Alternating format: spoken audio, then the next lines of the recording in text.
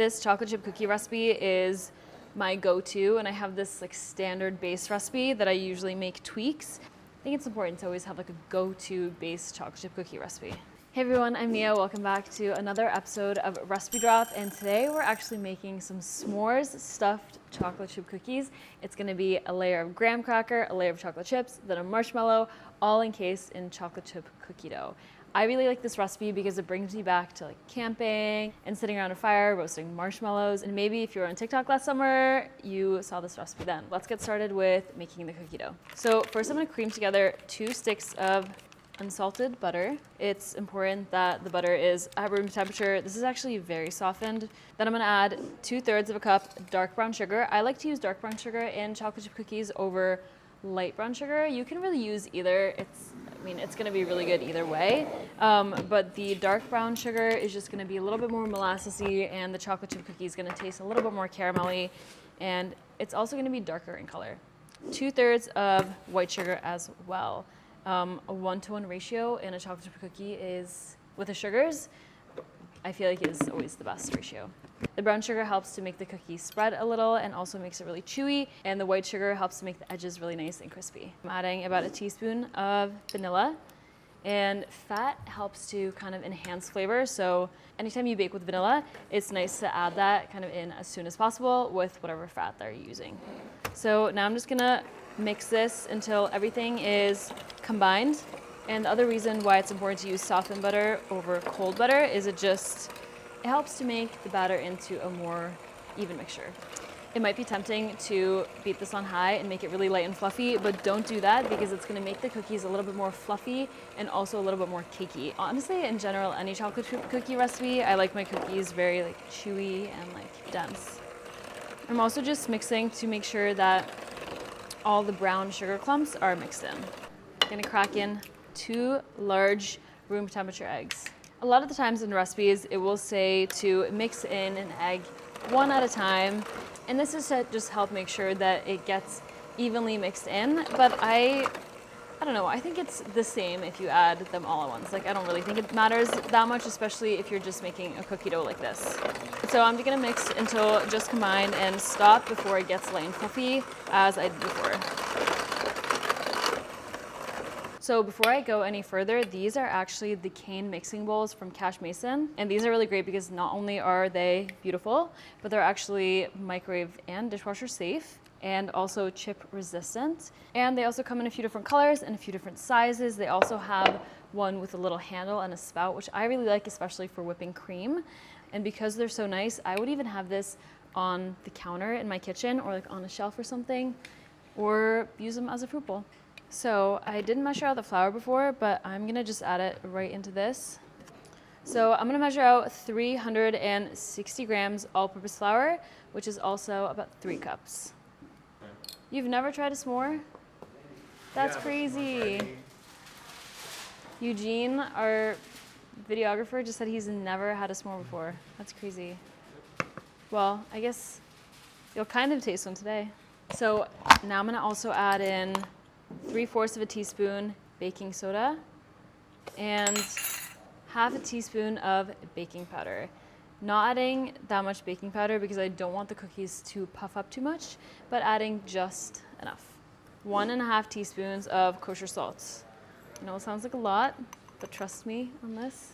And a lot of chocolate chip cookie recipes will often call for more baking soda than this, but I don't want them to spread out too much in the oven because they have the marshmallows in them. So if they spread out too much, then the marshmallow is more likely to kind of leak out of the sides. So that's why I'm using a little bit less baking soda. So now I'm gonna use a spatula to just fold the dry ingredients into the butter and the eggs. Once almost all the flour has been mixed in, I'm gonna add the chocolate chips and then finish mixing, and that helps to just really prevent any overmixing from happening. This chocolate chip cookie recipe is my go-to, and I have this like standard base recipe that I usually make tweaks depending on what I'm doing with it. So like if I'm doing something like this where I'm adding something to the middle, or depending on how I want the cookie to be. So if I want it to be chewier, or if I want it to be more cakey or dense or thin or crispy. I think it's important to always have like a go-to base chocolate chip cookie recipe. Now I'm gonna add in 1 cup of semi-sweet chocolate chips. I'm still on the hunt on the best chocolate chip cookie in New York City. If anybody knows one, please comment below. I really like the one from L'Appartement 4F. That one is really good. I also really like the one from 7 grams, especially their vegan one. I think that's really good. I feel like a few years ago, it was really trending to, you know how cupcakes had a phase? Yeah. I felt like cookie dough had a phase like 2 years ago, when there was a few people who were opening up like cookie dough, baked cookie dough spots.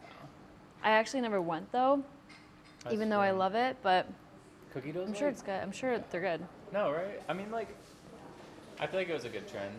Yeah. Sad's gone, but for me, it's like cookie dough's like my sad meal, and I'm just like really down. I go to the store and I just get a roll of cookie dough, and I just risk it all on. So this is gonna chill in the fridge for about an hour. If you don't have a whole hour to wait, then you can just let it chill for half an hour. As long as the cookie dough is pretty solid, then you're good to go, because we're gonna roll them into balls and then we're gonna shape them and flatten them and put them over the marshmallow. However, the longer you let cookie dough sit, the better it's gonna taste. The gluten and the sugar are gonna continue to develop like a really caramelly and nutty flavor, and it's delicious. But oftentimes I don't wanna wait that long, so I usually just let it sit for like 30 minutes to an hour. I'm gonna pop this in the fridge and I will see you then. Okay, so the cookie dough has sat in for maybe 45 minutes, and you can see here it's pretty solid, and that's exactly what you want. It's just gonna make it a lot easier to actually shape the cookie dough. So the fun thing about these cookies is that we start with a layer of graham cracker, and not a whole one, but just a half. Because these are on the bottom, once the cookies are baked, you can flip them over and you can see the graham cracker on the bottom. I think it's really fun. Because these cookies are pretty big, I get paranoid about them like melting into one another. So I like to just bake 4 at a time. I know that seems pretty little, but if you have a bigger baking sheet, you can do more. Or, I don't know, it's not that big of a deal to do batches, I don't think. Start with the graham cracker, then do about a teaspoon of chocolate chips. You could also just use like a chocolate bar. I feel like that actually might be easier, but since we're already using chocolate chips for this recipe, it just minimizes the ingredients that you have to buy. I'm not gonna add too many because I don't want them to fall out when we add the marshmallow. Normal size marshmallow. I feel like you could use a jumbo if you wanted to, but it might be like a little too big. So I like to just use the normal ones. So now when we pretty much have a s'more, I'm gonna scoop out some cookie dough, flatten it out into a circle, and then place it right on top. This is a 3 tablespoon cookie scoop, I believe. So if you don't have one of these, you just eyeball it. You know, it's not that big of a deal. All right, so I'm gonna form it into a ball and then press it into like a 1/4 inch disc. And I like to also slightly dome it when I am pressing it out. It just makes it a little bit easier to then place it over the s'more. All right, and then on top it goes. And you can see it kind of cracks here up on the top, but if that happens, you can just press it back together. And ultimately, it is gonna kind of crack when it bakes, which is what you want. You wanna be able to see some of the marshmallow through it, so it's not that big of a deal. And I'm just going around and pressing it down to the bottom. The goal is to just keep the chocolate and the marshmallow inside on the bottom so that it just cracks open on the top. I actually made these on TikTok last year, and they did pretty well. I don't know if you saw them, but if you did, let me know. My favorite part is when they're right out of the oven and you break them open and you just have like a pool of marshmallow inside. These are gonna bake until golden brown and set on the edges about 13 to 15 minutes. You could also actually make these in advance and then just store them in the freezer if you wanted, and then you can just pop them in the fridge whenever the craving hits. The craving for a s'more cookie. All right, so our oven is a little low, so that took about 18 minutes. If your oven is working as it should, 13 to 15 minutes should be good. The marshmallow has kind of seeped out a little bit from the top,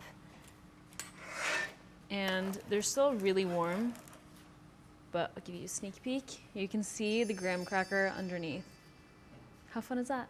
I'm actually gonna sprinkle them with a little bit of flaky sea salt as well. And you can see how the marshmallow pokes out at the top really nicely. It looks really pretty. Okay, they're still pretty warm, so we'll see how good of a marshmallow pull we'll get. Ooh, oh my god, hot. Wow. As good of a marshmallow pull as we're gonna get because they're still really warm. But if you let them cool a little bit, it should be like nice and stretchy. Let's give it a taste.